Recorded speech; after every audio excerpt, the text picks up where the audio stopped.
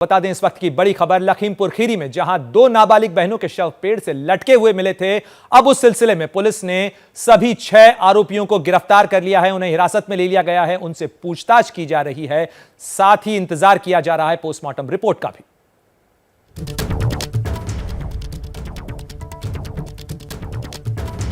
आपको बता दें कि पुलिस की तरफ से यह जानकारी दी गई है कि हत्या से पहले रेप किया गया था और इस सिलसिले के अंदर जिन आरोपियों को गिरफ्तार किया गया है उनके नाम भी पुलिस ने साझा किए गए हैं। आरिफ नाम के आरोपी को हिरासत में लिया गया है। हत्या से पहले बच्चियों के साथ दुष्कर्म हुआ था, यह जानकारी पुलिस की तरफ से दी गई है। लखीमपुर खीरी के एसपी संजीव सुमन ने प्रेस कॉन्फ्रेंस कर यह तमाम जानकारी दी।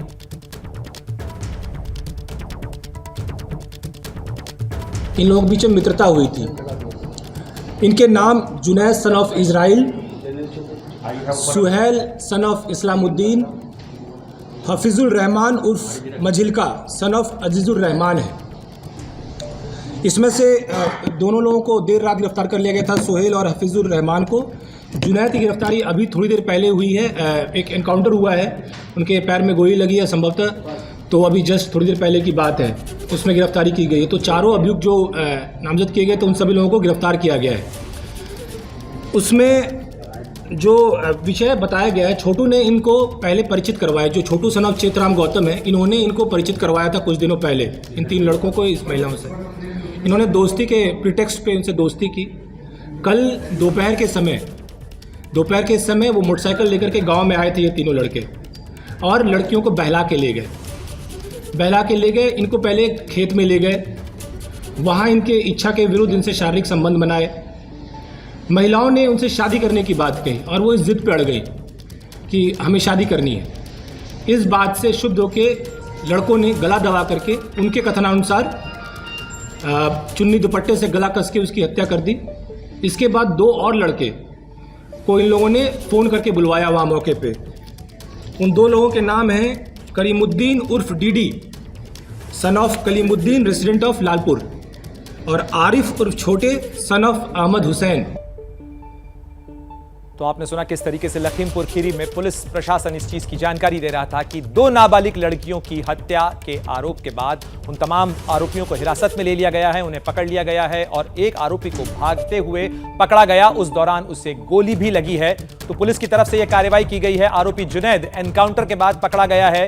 यह जानकारी लखीमपुर खीरी के एसपी संजीव सुमन की तरफ से दी गई, जो जानकारी दे रहे थे मीडिया के सामने इस घटना के बाद से, क्योंकि इस घटना को लेकर लगातार रोष बना हुआ है। और इस खबर पर ज्यादा जानकारी के साथ हमारे सहयोगी संजय त्रिपाठी हमारे साथ जुड़े हुए हैं लगातार, और संजय जानकारी दे रहे हैं कि किस तरीके से पुलिस की तरफ से कार्रवाई की गई। संजय, पुलिस की तरफ से जो कार्रवाई की गई वो तो पुलिस की तरफ से जानकारी दी गई, लेकिन पोस्टमार्टम रिपोर्ट आखिर कब तक आ पाएगी इस पूरे मामले में?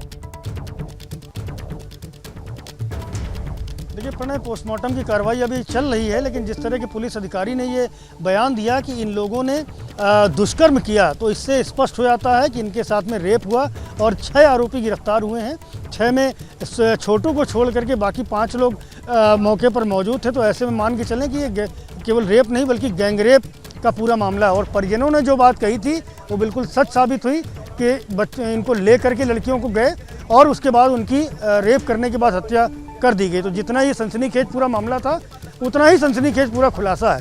6 आरोपी गिरफ्तार कर लिए गए। जुनैद के पैर में गोली लगी है, पुलिस से एनकाउंटर हुआ उसका, जिसके बाद में उसको गिरफ्तार कर लिया गया है और सभी के सभी आरोपियों की गिरफ्तारी हो चुकी है। पोस्टमार्टम की कार्रवाई अभी चल रही है। पुलिस के अधिकारियों से हमें बात हुई है तो उन्होंने कहा कि अभी पोस्टमार्टम चल रहा है। पोस्टमार्टम बाकायदे वीडियोग्राफी कराई जा रही है, पूरे पैनल से पोस्टमार्टम हो रहा है। लेकिन अब ये खुलासा चूँकि हो चुका है तो आप समझ सकते हैं कि ये जो घटना स्थल पहले से ही गवाही दे रहा था कि जिस तरह से दोनों बहनों के शव यहाँ टंगे हुए थे, एक दुपट्टे से टंगे हुए थे, घुटने छोटी वाली बहन के नीचे तक छू रहे थे, तो उससे साफ हो गया कि ये घटना केवल आत्महत्या की नहीं बल्कि हत्या की थी, और न केवल हत्या की बल्कि गैंगरेप करके ही हत्या की गई।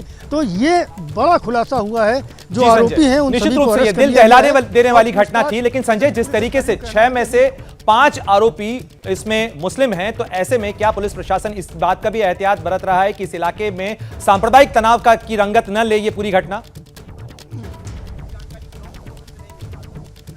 बिल्कुल इस तरह के निर्देश दिए गए हैं कि चूंकि मामला एक वर्ग विशेष से जुड़ा हुआ है, तो ऐसे में ये स्थानीय पुलिस को ताकीद किया गया है कि वो देखें कहीं जो लोग हैं उनकी नाराज़गी कहीं न दिखने पावे। कोई परेशानी वाली बात नहीं है।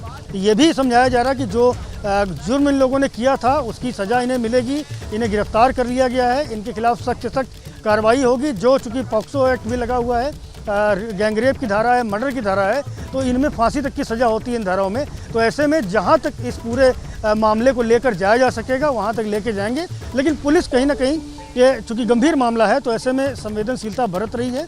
इलाके के मौजूद लोगों से, प्रमुख लोगों से बात कर रही है और उन्हें समझा रही है कि किसी भी तरह की बहकावे में ना आए, किसी दूसरे एंगल पर इन चीज़ों को ना लेकर जाए। जी, स्वाभाविक रूप से संजय, अपराध का कोई मजहब नहीं होता और अपराध को अपराध की श्रेणी से डील किया जाना चाहिए। लेकिन आप वहां मौजूद हैं, जमीन पर मौजूद हैं, ग्राउंड जीरो पे मौजूद हैं, वहां लोग क्या इस कार्रवाई से संतुष्ट हैं? जिस तरीके की कार्रवाई पुलिस प्रशासन की तरफ से की गई है, जो स्थानीय लोग जिनसे आपने बात की होगी, क्या कहना है उनका? देखिए, पीड़िता की मां से मेरी बात हुई थी तो उन्होंने साफ तौर पर यह कहा था कि जिस तरह की घटना उनकी बेटी के साथ हुई है, उसको फांसी पर लटकाकर मार दिया गया है, तो ऐसी ही सज़ा इन आरोपियों को मिलनी चाहिए। गिरफ्तारी हो चुकी है, निश्चित रूप से उनके मन में थोड़ा संतोष जरूर आया होगा कि जो अभी तक वो बातें कह रही थी, नाम नहीं ले पा रही थी, जो पीड़िता की मां है उनका ये कहना है कि मैं चेहरे से पहचान सकती हूँ अगर ये लोग मेरे सामने आएंगे तो। केवल एक छोटू का वो नाम ले रही थी। तो अब पुलिस ने चूंकि सारा खुलासा कर दिया है, निश्चित रूप से शिनाख्त भी कराई जाएगी। अभी शिनाख्त परेड होगी 6 के 6 जो आरोपी हैं उन सारी की, जो परिजन पीड़िता के हैं उनके साथ में। तो अब पुलिस की जो कार्रवाई है, जिस तरह से अरेस्टिंग हुई है, जिस तरह से खुलासा हुआ है, तो निश्चित रूप से कम मन में उनके थोड़ा बहुत संतोष होगा। बाकी चूँकि पुलिस आगे की कार्रवाई कर रही है, हमने बात करने की कोशिश की है, लेकिन अभी बहुत ज़्यादा संतुष्ट परिवार के लोग नहीं हैं। उनका कहना है कि इस मामले में किसी भी तरह की हीला हवाली नहीं होनी चाहिए, क्योंकि शुरू में जिस तरह की पुलिस की रवैया था वो कहीं ना कहीं इस पूरे इस घटनाक्रम को लेकर के नाराज़गी भरा था। जिस तरह से पुलिस डील कर रही थी, पुलिस कार्रवाई कर रही थी, वो कहीं ना कहीं परिजनों के मन में आक्रोश भर रहा था और इसी के चलते जो आसपास के इलाके में पूरा सड़क को जाम किया गया था। पुलिस के लोगों से परिजनों की और जो इस गांव के रहने वाले लोग हैं उनकी बहस भी हुई थी। जिस तरह के आपने देखा कि एसपी साहब ने जिस तरह के तेवर दिखाए लोगों को, उससे भी नाराजगी हुई थी। तो स्वाभाविक रूप से ऐसी किसी घटना के बाद संजय, इलाके के अंदर तनाव भी होता है, लोगों का आक्रोश भी होता है। क्या मजबूरी है मेरी, बताइए। मैं अभी आपको बताती हूँ कि मैंने ओए होए होए होए नमकीन के चटकारे लेते हुए टकटकी मार के डिबेट शो को पॉज रिपीट कर करके देख रहे हैं जोगिंदर जी। इनकी तरह आप भी देखें अपनी फेवरेट डिबेट्स को रिपीट कर और डाउनलोड कीजिए एबीपी लाइव ऐप अपने स्मार्ट टीवी पर।